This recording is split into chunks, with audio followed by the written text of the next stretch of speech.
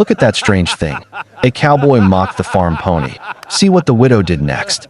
The dust had not yet settled over Broken Ridge when the first scream cut through the pens. A pony with one clouded eye and legs that bent the wrong way stood chained to a post, surrounded by men who would not look at it twice if it were bleeding in a ditch. Somewhere behind the auction fence, a widow in a faded black dress gripped the last folded bills she owned in the world and did not look away. By the end of that week, the ground itself would try to swallow a fortune in cattle, and the only thing standing between disaster and survival would be for crooked legs nobody wanted. That is where this story begins. Before the mud and the thunder, before the men wept in front of a woman they had spent years pitying, there was only a Tuesday morning in Montana, and an auction that was supposed to mean nothing. If you are watching this from a small town yourself, somewhere with dirt roads and neighbors who remember every mistake you have ever made, you already know how cruel a community can be when it decides who is useful and who is not. Type the name of your town in the comments below and tell us if you have ever seen someone written off before they had the chance to prove otherwise. If this story finds its way into your chest the way it found its way into ours, give it a like, subscribe for more, and stay until the end, because what this pony does in the mud during that storm is a moment you will not forget. Now, let the story begin. The wind over Broken Ridge, Montana, carried the smell of hay and diesel and old grief in equal measure, and it moved through the valley the way it had for 100 years, indifferent to the people trying to survive beneath it. Eudora Calloway stood at the edge of that wind most mornings, on a porch that leaned slightly to the left, the same leaner husband Wendell used to joke he would fix next spring. There had been 11 springs since he said that. He was buried on the hill behind the barn, under a stone that had already started to soften at the edges, and the house around her had grown quiet in a way that a person only notices when they have run out of things to do to distract from it. She was 46 years old, though the ranchers who passed her on the road often looked at her as though she were older, as though grief had aged her the way frost ages wood, making it brittle and gray before its time. Her hands, cracked from years of rope and fence wire, still moved with the steadiness of someone who had once run 400 head of cattle alongside a husband who trusted her judgment more than his own. That ranch was smaller now, much smaller. The bank in Miles City held a note on it that grew a little heavier every season, and the men at the feed store had taken to speaking to her in the gentle, overly patient tone people use with someone they have already decided is finished. Cyrus Whitlock owned the land to the east, 9,000 acres of the best grazing ground in 3 counties, along with the finest string of quarter horses west of the Yellowstone. He was 39, broad through the shoulders, and carried himself with the particular confidence of a man who had never once had to ask anyone for help. His father had built the Whitlock name into something people said with respect, and Cyrus had spent his life making sure it stayed that way, sometimes at the cost of the people standing in his shadow. He did not hate Eudora. He simply did not see her, not really, the same way a man does not see a fence post he has walked past 10,000 times. To him, she was a widow riding out the last months before the bank finally took what gravity had already decided would fall. The Cattlemen's Association met every month in the back room of the Broken Ridge Grange Hall, and its members had begun, quietly and without cruelty they would admit to, discussing what might be done with the Calloway land once it came available. A new route for driving cattle to the rail spur in Custer County would cut 2 days off every drive, and Eudora's acreage sat directly across the most direct path. Silas Merck, the association's aging president, had already made 2 visits to her porch with an offer that was, by any fair measure, generous.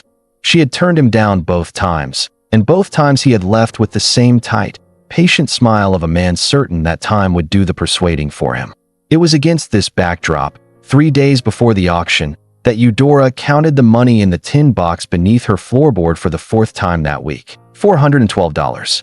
It was meant for the mortgage payment due at the end of the month, the payment that would keep the bank from sending another letter with red ink on the envelope. She sat with it in her lap a long while, the lamp burning low, her jaw set in the particular stillness of a woman deciding something she has not yet said out loud, even to herself. The auction was held every autumn in the flat field behind the Grange Hall, where ranchers came to sell off culls, orphan stock, and the animals nobody wanted to winter over. It was less a market than a ritual of disposal, and everyone in the county understood, without needing to be told, that whatever stood in that pen on auction day had already been judged and found wanting. That morning, the sky over Broken Ridge hung low and the color of a bruise, though no one yet understood what that particular color of sky would come to mean before the week was through. The auction crowd gathered slow and loud, the way it always did, men in canvas coats leaning on the pen rails, spitting tobacco into the dust, trading gossip about the price of beef and the state of the Calloway widow's roof. Eudora arrived on foot, having sold the truck 2 winters back, and she kept to the edge of the crowd the way she had learned to keep to edges in every room she entered since Wendell died. It was in the 3rd pen from the gate that she saw him. The pony stood alone, separated instinctively from the others by the men who had pinned him, as if his very presence might taint the healthier stock. One eye was clouded a milky blue, sightless, the lid drooping at a permanent angle that gave his whole face a look of ancient sorrow. His forelegs bowed outward at the knee, twisted in a way that made every step look like a small negotiation with pain. His coat was a patchwork of dull brown and old scars, and he stood with his head low, not from illness, but from the particular exhaustion of an animal that has learned no one is coming. A rancher named Hollis Trent, who had inherited him along with a dead uncle's failing spread, had brought him only because the auctioneer charged by the head and he wanted the pen empty by nightfall. Word moved through the crowd the way it always did before an animal like this went up, someone murmuring that the buyer would likely be a man from Billings who bought broken horses cheap and sold them along to places nobody asked questions about. Cyrus arrived late, dismounting his black gelding with the easy authority of a man who had never once doubted his welcome anywhere. He walked the rail with 2 of his hands trailing behind him, offering opinions on stock the way other men offered weather reports, confident and unbothered by contradiction. When he reached the 3rd pen, he stopped. He did not speak right away. He simply looked, the way men look at something meant to be a joke before they have decided to laugh at it. Then he turned to his hands, gestured toward the pony with his chin, and said the words that would follow him around Broken Ridge for the rest of his life. Look at that strange thing. Somebody ought to put it out of its misery before it embarrasses itself trying to walk. The men around him laughed, not cruelly exactly, but with the careless ease of people who have never had to know what it feels like to be the thing being laughed at. The pony did not react. He simply turned his head, the clouded eye facing the crowd, the good eye finding something past them, past the fence, past the ridge, as though he had long since stopped expecting kindness from any direction and had trained himself instead to watch for danger. Eudora watched Cyrus laugh, and she watched the pony not react, and something in her chest pulled tight in a way she did not examine closely. The bidding began at $10, which itself was an insult dressed up as a starting price. 2 bids rose it to $15, offered half-heartedly by men who wanted him only for the little meat and hide he might be worth. The auctioneer's voice moved fast, bored, already looking past this lot toward better stock waiting behind it. Eudora's hand went up. The auctioneer blinked, recalibrated, called her bid at 20. A rancher near the rail turned to glance at her, then at the tin box she held against her side, as though the box itself might explain the mistake. Cyrus turned too, and for the first time that morning, he actually looked at her, not through her. 25, offered someone behind her, more out of reflex than desire. Eudora raised the box slightly, the money inside it rattling faintly, and said the only 2 words she would say aloud all day. 200. The crowd went still in the particular way a crowd goes still when it senses it has just witnessed either a mistake or a decision so far outside expectation that it cannot yet be categorized as either. Cyrus's mouth curved, not quite a smile, something closer to disbelief wearing a smile's shape. Nobody countered. The gavel came down. The pony belonged to a woman who had just spent nearly half of what she owned in the world on an animal every man at that fence had already sentenced to the same fate as the dead. She led him home herself, on a rope she had to double knot, because his gait made it difficult for him to keep pace. Walking the 4 miles back to her ranch at the speed his crooked legs allowed, refusing every offer of a ride from neighbors who slowed their trucks beside her only long enough to ask, not unkindly, whether she had lost her mind. She did not answer any of them. She kept walking, the pony beside her, the sky above them both the color of something about to change. Behind her, back at the fence, Cyrus lingered a while longer than the other men, watching the small, uneven shape of the pony recede down the road beside its new owner.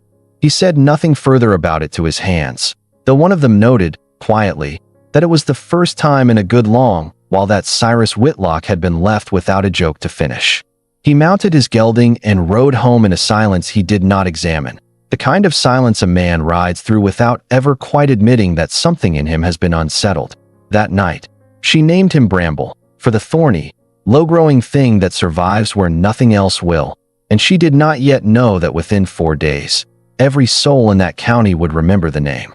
Before any of that, though, there was the walk home and the long silence that filled it. The road from the Grange Hall to the Callaway Ranch ran alongside 3 other properties before reaching her own gate, and every truck that slowed beside her on that 4-mile stretch carried a face she recognized, a neighbor who had once brought a casserole to Wendell's funeral, a rancher who had shaken her husband's hand at church suppers for 20 years. None of them stopped for long.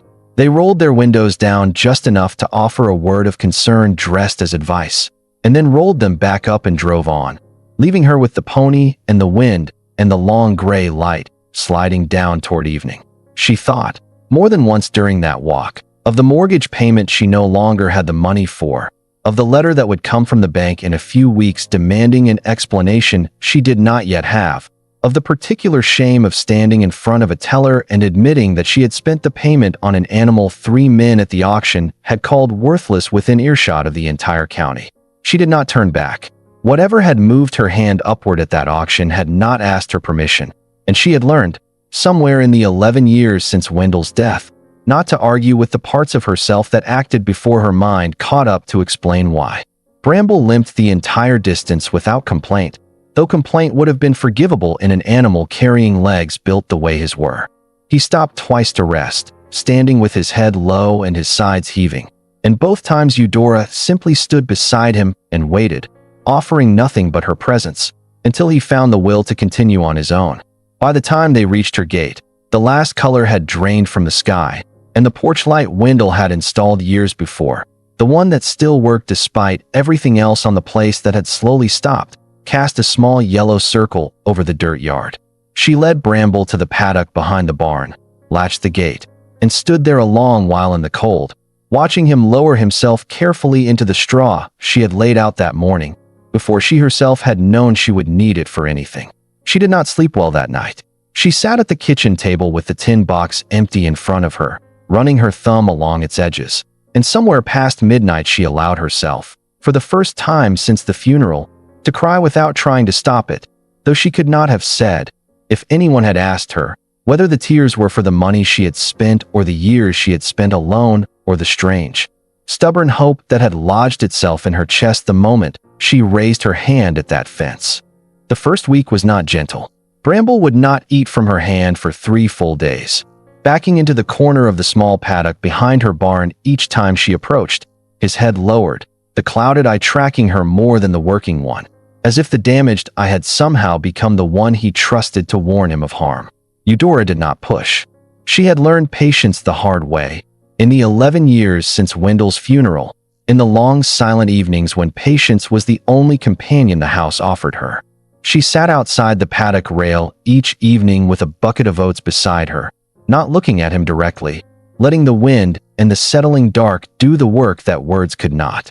On the 4th evening, he crossed half the distance between them on his own, the crooked forelegs folding and straightening in that same careful negotiation, and lowered his head to the bucket while she sat perfectly still, her breath shallow, afraid that moving even slightly might undo whatever fragile trust had just been built. It was during the 2nd week that she first noticed something odd in the way he moved. A storm had rolled through the valley 2 nights prior, the kind that left the ground soft and uncertain, and when Eudora walked him out along the fence line the following morning, Bramble stopped dead at a patch of earth that looked, to her eye, no different from any other patch of earth around it. He would not step on it.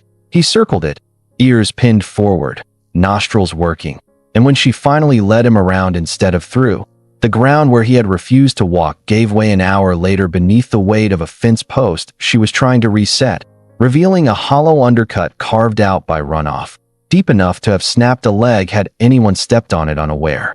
She stood over that hollow a long moment, looking back at the pony grazing calmly 20 feet away as though nothing unusual had happened at all. Word of the odd little pony spread slowly at first, the way most things did in a county where gossip traveled at the speed of a shared fence line.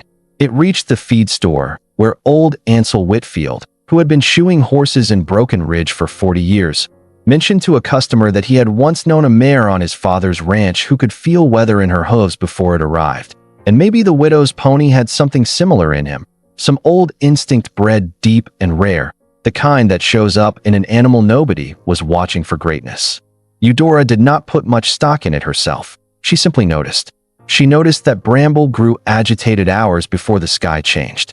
She noticed that when a rabbit darted beneath the fence and spooked her one remaining hen into a frenzy, Bramble did not flinch, did not startle, but instead moved calmly toward the commotion, lowering his head near the terrified bird until its wings stilled, as though something in his stillness bled outward and settled whatever chaos came near him. She began to test it without quite admitting to herself that she was testing anything. She led him near the skittish colt she boarded for a neighbor, an animal so nervous it had bitten 2 different hands that tried to halter it, and watched Bramble simply stand nearby, unbothered, until the colt's own panic ebbed in confused imitation of the pony's calm. It was not magic. She did not believe in magic. Not anymore. Not since watching Wendell's heart give out in a hayfield on an ordinary Thursday with no warning at all. But it was something, some frequency the pony operated on that other animals seemed to recognize even when people did not. Cyrus heard about the pony too, secondhand, through one of his hands who had stopped by the feed store, and he laughed about it over supper. The same easy laugh he had given at the auction, the laugh of a man for whom the world had rarely offered a surprise large enough to require humility. He did not know yet how soon that laugh would curdle in his mouth. There was, in the days that followed the auction, a particular kind of scrutiny that fell over the Callaway Ranch, the sort reserved for anyone who has done something a community cannot quite categorize as either foolish or brave. Women at the Grange Hall bake sale spoke of Eudora in careful, clipped sentences, admiring her nerve in one breath and questioning her judgment in the next, as though the two could somehow be separated cleanly. Silas Merck himself paid her a visit during that stretch, his 3rd attempt at the land, arriving with a fresh offer typed neatly on association letterhead, an offer that had grown by exactly $40 an acre since his previous visit, as though he believed her circumstances, and therefore her price, had grown more desperate rather than less. She met him on the porch rather than inviting him inside, a small refusal that Silas noted but did not comment on. He spoke for some time about the association's plans, about the rail spur, about the difficulty of maintaining a ranch alone in a county that increasingly favored consolidation over small holdings. He was not unkind in his delivery, and that, in its own way, made the offer harder to refuse, because kindness wrapped around persistence has a way of wearing down resistance that outright hostility never could. Eudora listened to all of it with her arms crossed against the cold, and when he finished, she told him only that she was not selling, not that week, not that season, and that he was welcome to ask again in the spring if he still felt the need. Silas left with the same tight smile he always wore, the smile of a patient man certain the seasons themselves would eventually argue his case for him better than he could. Behind her, in the paddock, Bramble had watched the entire exchange without moving, his ears tracking Silas's truck long after it disappeared down the drive, as though some part of him understood, in whatever wordless way animals understand the shape of danger, that the man in the clean truck represented a threat no less real for being made of paperwork instead of teeth. At his own supper table that same week, Cyrus found himself, more than once, thinking of the widow's strange little bidding war without quite meaning to. His wife had passed 3 years prior, and the house he kept now ran on the quiet, efficient rhythms of hired help rather than family, a fact that had never troubled him much until lately, when the silence at his own table had begun to feel less like peace and more like something waiting to be named. He mentioned the pony once more to his foreman, a weathered man named Otis who had worked the Whitlock land for 30 years, and Otis, unusually, did not laugh along with him.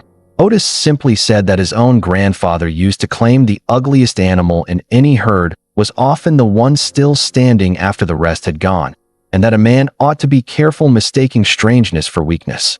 Cyrus waved the comment off at the time, The way a man waves off things he intends to forget, but the words settled somewhere in him regardless, the way certain sentences do, waiting patiently for the moment they will matter. 3 days later, the Weather Service in Miles City issued a warning that most ranchers in the valley shrugged off as routine autumn bluster, a storm system moving down from the Canadian border expected to bring heavy rain to already saturated ground. Nobody in Broken Ridge paid it the attention it deserved. They had seen storms before. They did not yet understand this one would be different, that the ground beneath Cyrus Whitlock's finest pasture, the one bordering the ravine that separated his land from Eudora's, had already been quietly weakened by a summer of underground erosion nobody had bothered to survey. The morning the storm arrived, Eudora woke to Bramble screaming. It was not a sound she had heard from him before, not the low nickers or soft snorts of routine unease, but a high, cutting cry that brought her out of bed and onto the porch before she had even found her boots. He was pressed against the far rail of the paddock, eyes wide, body trembling, staring not at the sky, which had already gone the color of wet slate, but at the ground itself, at the earth beneath his own hooves, as though it had begun speaking to him in a language only he understood. She did not know it yet, standing barefoot on her leaning porch with the wind rising around her, but the earth was, in its own way, telling the truth. And 2 miles east, on Cyrus Whitlock's land, 70 of his finest bulls were about to become trapped in a ravine that the coming rain would turn into a grave. The storm broke fully by mid-morning, and it broke with a violence the valley had not seen in a decade.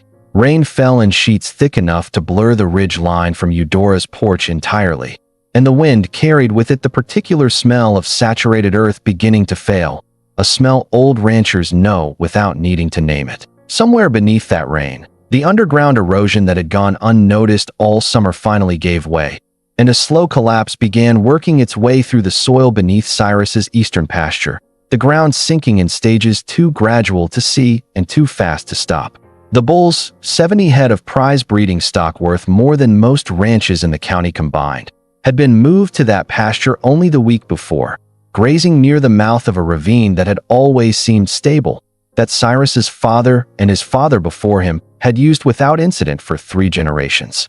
When the ground beneath the ravine's upper lip finally slumped, it did so without warning, carrying a section of fence and several tons of mud downward, and the panicked herd, already spooked by thunder, bolted directly into the narrowing throat of the ravine instead of away from it, the way frightened animals so often run toward the very danger meant to be avoided. By the time Cyrus reached the scene on horseback, soaked through, his hands riding hard beside him, the herd was trapped in a bowl of mud and unstable slope, the only path out a narrow channel of ground that had already begun sliding in slow, wet sheets whenever weight touched it. 2 of his best horses, animals bred for cutting and roping and generations of careful selection, refused outright to enter that channel, rearing and wheeling away each time a rider tried to press them forward, their instincts screaming what their riders could not yet see, that the ground itself was no longer solid, that one wrong step could bury horse and rider both. Cyrus stood at the ravine's edge in the driving rain, his authority for the first time in his life meeting a problem it could not simply outmatch. His hands looked to him for direction, and for a long, terrible moment, he had none to give. Below him, his bulls bellowed and pressed together in a mass of terror, sinking slowly, inch by inch, into ground that was actively swallowing them. It was Silas Merck, arriving late with 2 other men from the association to survey storm damage on the shared boundary line, who first suggested, almost as a bitter joke, that perhaps the widow's strange little pony, the one with the unnatural sense for bad ground, might be worth sending for. Cyrus's jaw tightened at the suggestion. Pride is a particular kind of drowning, quiet and internal, and for a moment it looked as though he might choose to drown in it rather than ask for help from the woman he had mocked in public only days before. But the bull screamed again below him, one visibly sinking to its chest in mud that had not been mud an hour earlier, and something in Cyrus's face shifted, cracked open just slightly, enough to let through the version of him that had not yet fully calcified into arrogance. He sent a rider. The rider found Eudora already outside, already watching her own fence line with the wary attention of someone who understood the storm was worse than ordinary.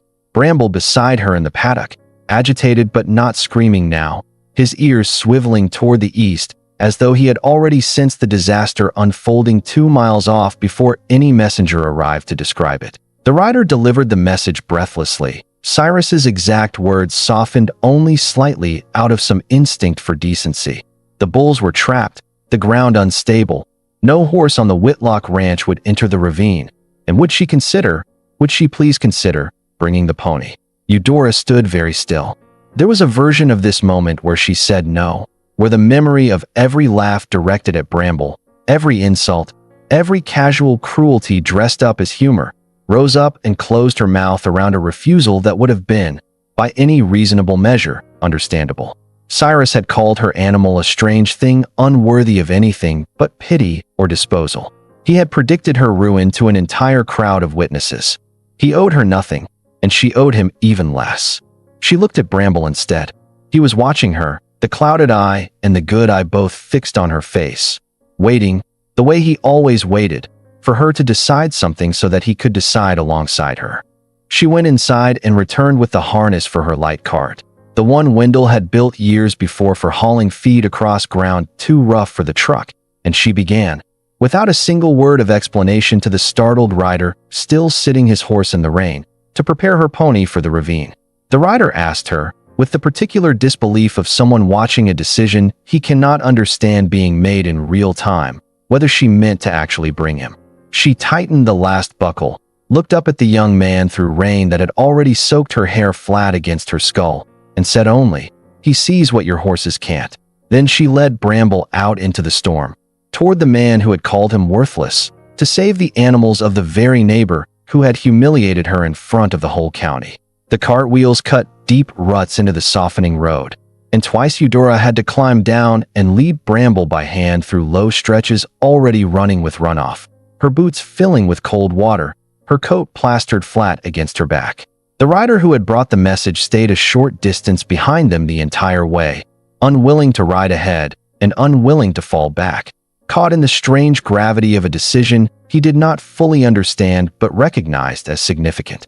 She did not speak during that ride, and neither did he.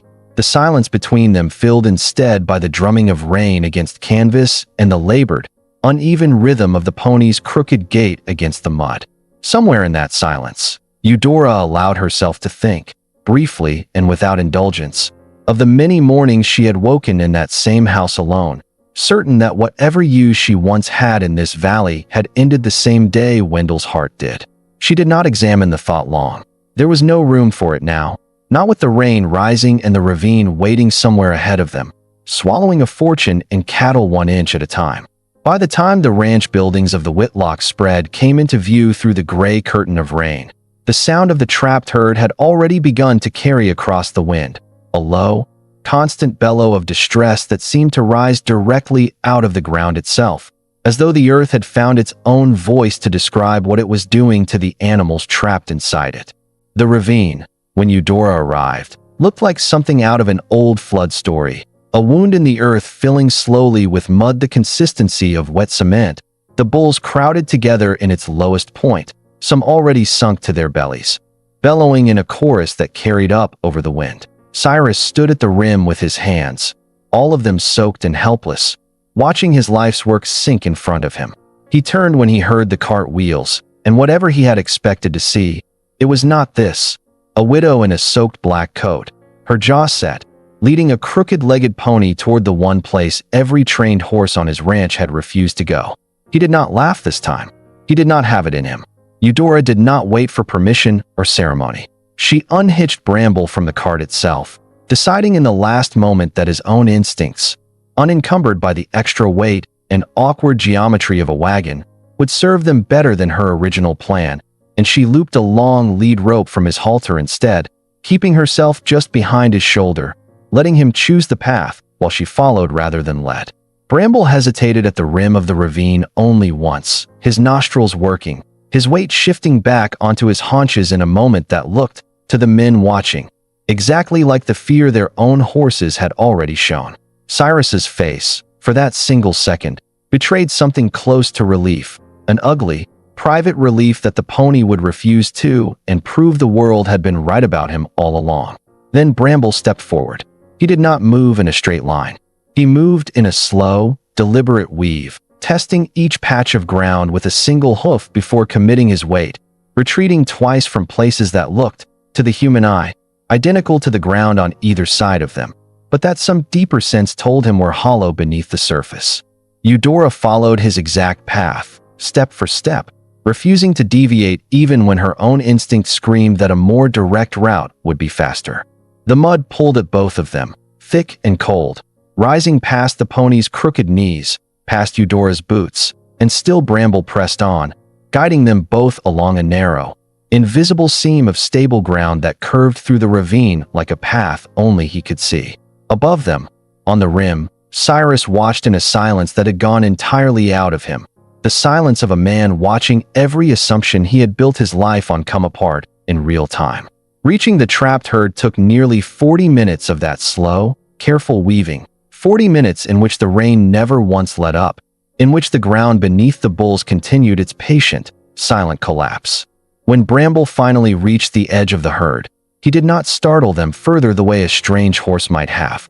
He simply stood among the panicking cattle, utterly still, his presence somehow cutting through their terror the way it had cut through the colt's panic weeks before, the way it had cut through the terrified hen.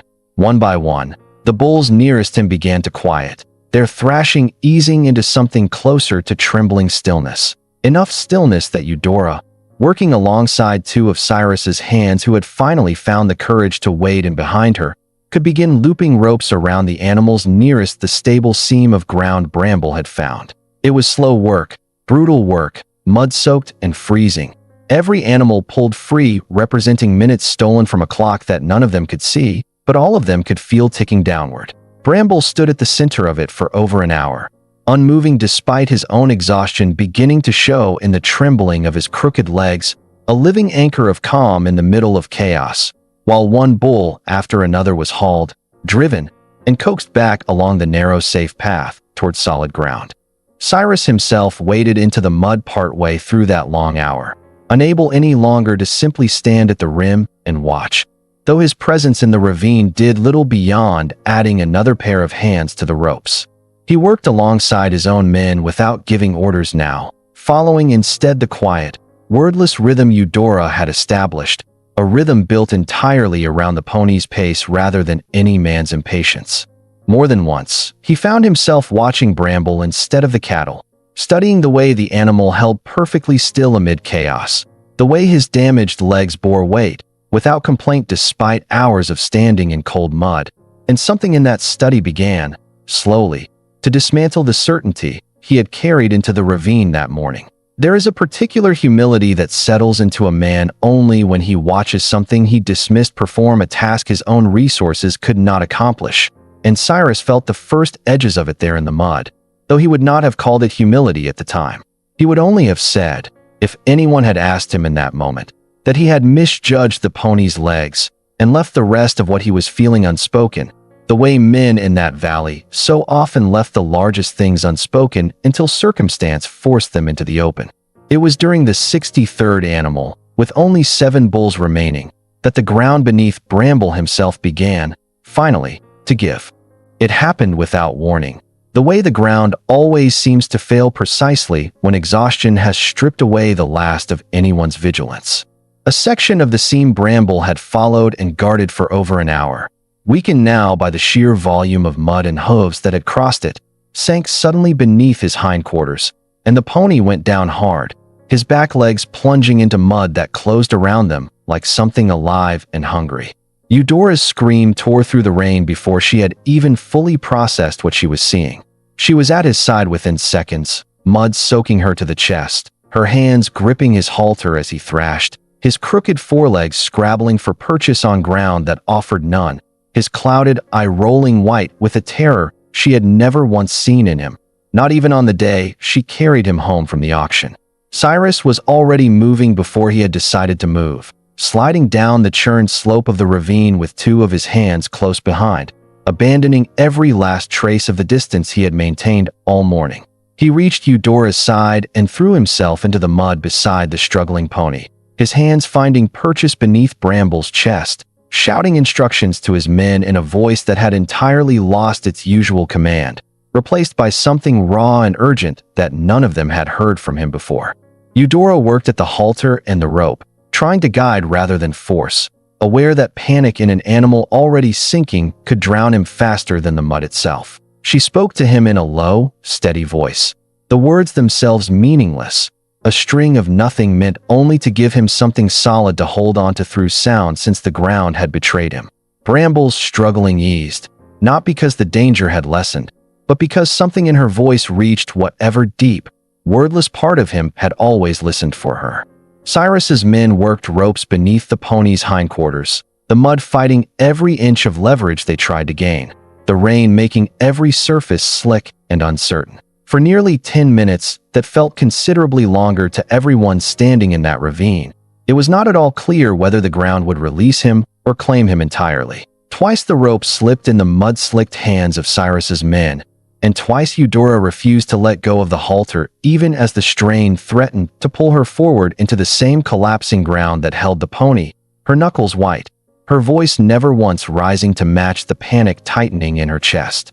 Somewhere behind her, distantly, she heard Cyrus shouting for more rope, for another man, for anything that might tip the balance in their favor before the ground finished what it had started, and beneath all of it, she kept her eyes fixed on Bramble's one good eye, refusing to let him see anything in her face but the same steady patience she had offered him every evening at that paddock rail. Then, with a final coordinated pull, timed to a moment when Bramble himself found some final reserve of strength and lunged forward with his own damaged forelegs, the mud released its grip all at once, and the pony came free, collapsing onto more solid ground a few feet distant, sides heaving, legs trembling violently, but alive. Eudora dropped to her knees beside him in mud that no longer mattered to her at all, her hands running along his neck, his shoulders, checking for injury with the desperate thoroughness of someone who has already lost one person she loved without warning and refuses to lose another the same way.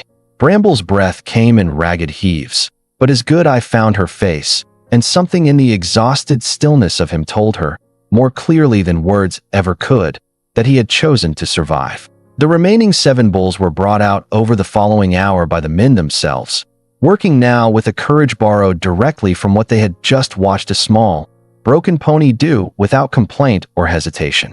By the time the last animal stood shivering but safe on solid ground, the rain had begun, finally, to soften into something closer to drizzle, as though the storm itself had spent its cruelty and had nothing left to prove.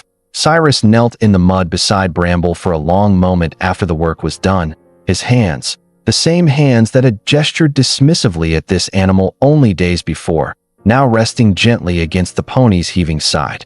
When he finally looked up at Eudora, his face carried none of the confidence that had defined every previous meeting between them. It carried instead the particular exposure of a man who has just watched everything he believed about worth and usefulness come apart in the mud in front of his own men. He said nothing for a long while. Then, slowly, deliberately, in front of the same hands who had once laughed alongside him at the auction fence, Cyrus Whitlock removed his hat, lowered himself further into the mud, and bowed his head before the widow he had spent years overlooking. "I was wrong about him," he said, his voice unsteady in a way none of his men had ever heard before. "I was wrong about you too." Eudora did not answer right away. She simply looked at him, rain-soaked and exhausted, her hand still resting on the trembling shoulder of the animal that had just saved 70 lives and very nearly lost his own doing it. And for the first time in 11 long years, something in her chest that had been clenched tight since a hayfield and a Thursday morning began, cautiously, to loosen. The days following the storm moved slower than the storm itself, the way aftermath always does, filled with the quiet, unglamorous work of tending to what disaster leaves behind. Bramble did not walk easily for nearly a week. His crooked legs, already burdened by their natural bend, had strained further in the mud, and Eudora spent those days in the paddock with cold compresses and patient hands, refusing every offer of help from neighbors who had, only days before, considered her a lost cause. Cyrus himself came by twice, standing at the paddock rail in a silence that had replaced his old easy confidence with something more careful, watching the pony's slow recovery with an attentiveness that surprised even his own men.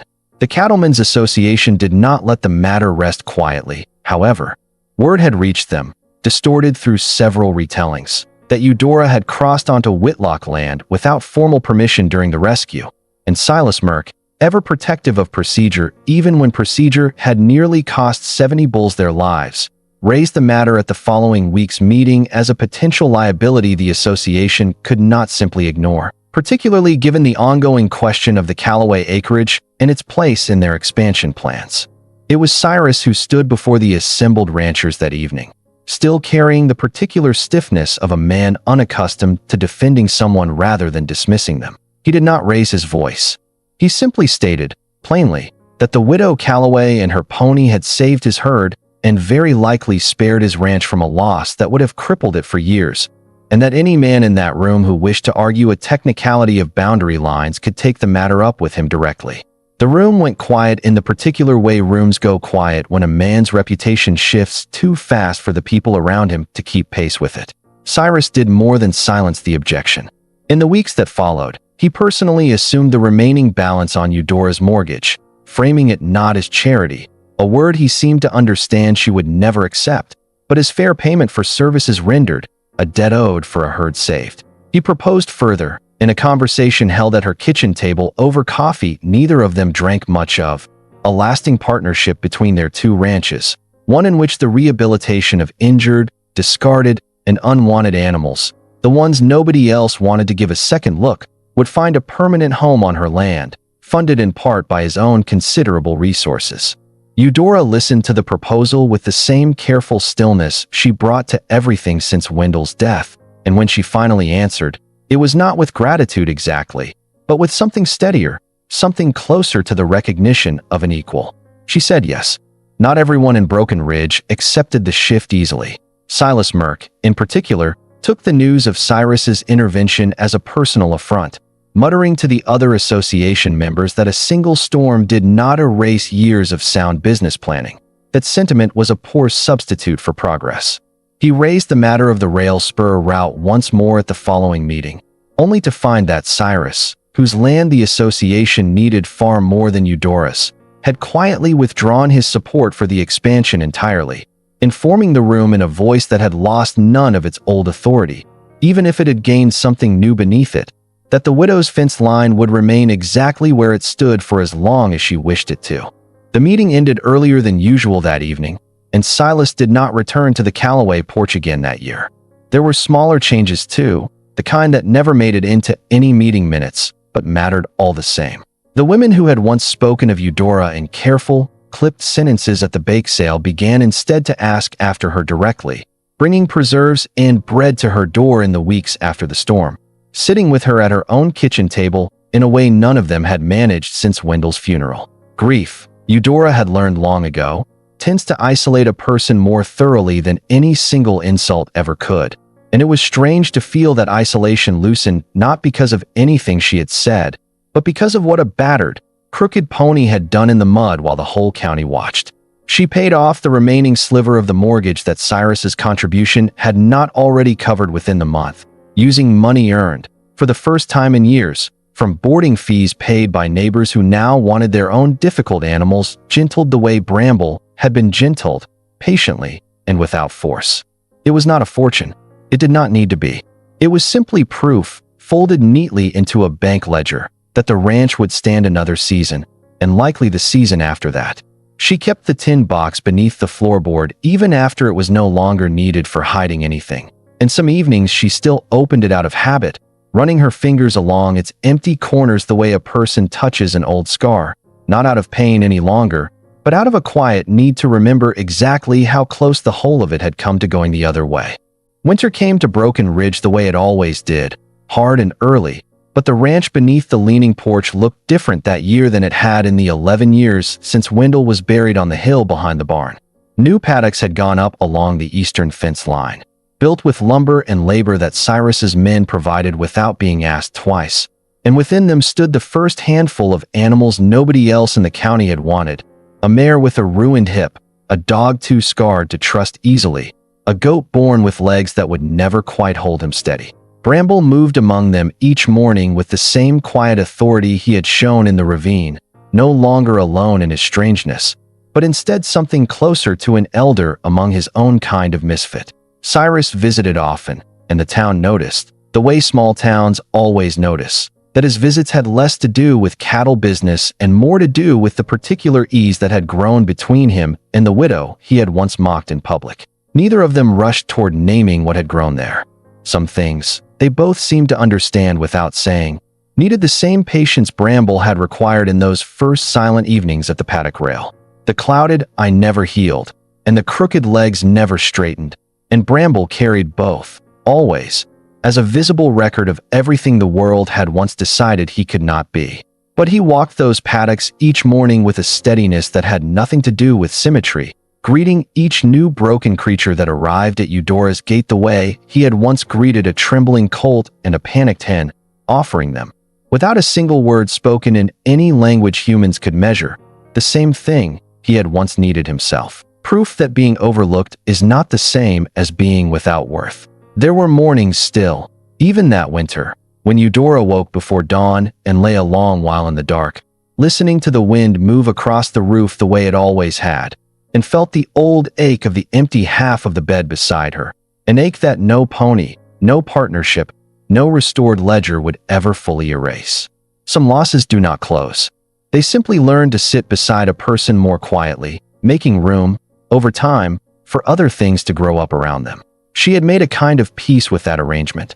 One Wendell himself, she suspected, would have recognized and approved of the particular Montana piece of a person who keeps working the land regardless of what the land has already taken from her. Bramble grew slower with the years, as all animals do, his crooked legs stiffening further each winter, the milky eye clouding further still, but he remained, always, the first to greet any new arrival at the gate, standing in that same low, watchful stillness that had once calmed a colt and a rebellion of frightened cattle both. Ranchers from counties away began sending their own hopeless cases to the Callaway spread eventually. Animals other people had already written off, and each one arrived to find, waiting at the paddock rail, a small, patient, imperfect teacher who understood exactly what it meant to be dismissed and had decided, long before any of them arrived, that dismissal was not the same thing as an ending. Cyrus Whitlock, for his part, never again mocked an animal at auction, and the men who worked his ranch noticed, without ever discussing it openly among themselves, that he had grown quieter in the years since the storm, quieter and, in some manner none of them could quite name, kinder, as though something essential in him had been reordered in that ravine and had simply stayed that way ever since. He took to visiting the paddock rail some evenings on his own, without any errand to justify it, standing beside the fence along, while watching the crooked little pony graze among the other broken animals in the fading light, and on more than one of those evenings, Eudora came to stand beside him without either of them saying much of anything at all, the silence between them no longer the guarded silence of strangers, but something closer to the comfortable quiet of two people who had already said, through mud and rope and a storm neither of them chose, everything that truly needed saying. Somewhere on a ridge in Montana, a pony with one clouded eye still walks among the animals nobody else wanted, and a widow who was once told she was finished still wakes each morning to tend a ranch that very nearly slipped through her fingers. Neither of them was ever meant to be the hero of anything. That is, perhaps, the whole of what this story has to offer, that the ones written off before they are given a chance are so often the ones who end up saving everyone else. If this story stayed with you, tell us where you are watching from, and tell someone in your life today that they are not as invisible as the world sometimes convinces them they are. Like this video, subscribe for more stories like it, and we will see you in the next one.